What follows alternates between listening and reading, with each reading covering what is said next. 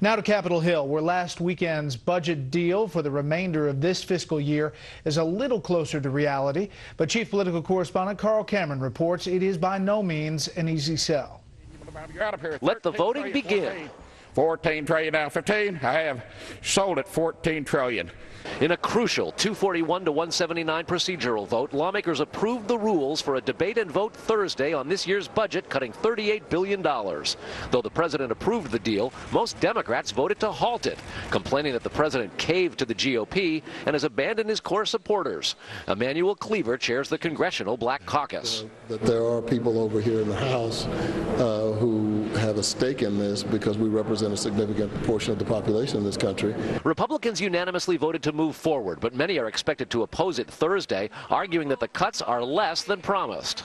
We told the voters we were going to get $61 billion, and it's just an old principle. If you can't be if you can't be faithful and strong in getting the small things, how are you going to be faithful and strong in getting the bigger things? Freshman conservatives pointed to a new report by the nonpartisan Congressional Budget Office saying that the cuts only reduce this year's deficit $352 million because they take place either in the future or through accounting tricks.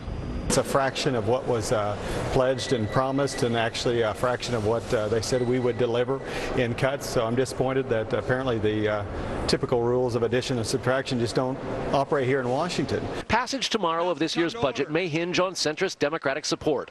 5 Democrats joined the GOP on today's procedural vote. The chairman of the fiscally moderate Blue Dog Democrats expects more to back passage of this year's budget tomorrow and to work with Republicans on future spending cuts. We've laid out our benchmarks, not for $30 billion in cuts, but we have proposed $4 trillion in cuts in the next 10 years, most of them coming by 2014. That puts moderate House Democrats in line with the president's fiscal commission recommendation last year to cut $4 trillion from the $14 trillion federal debt in 10 years.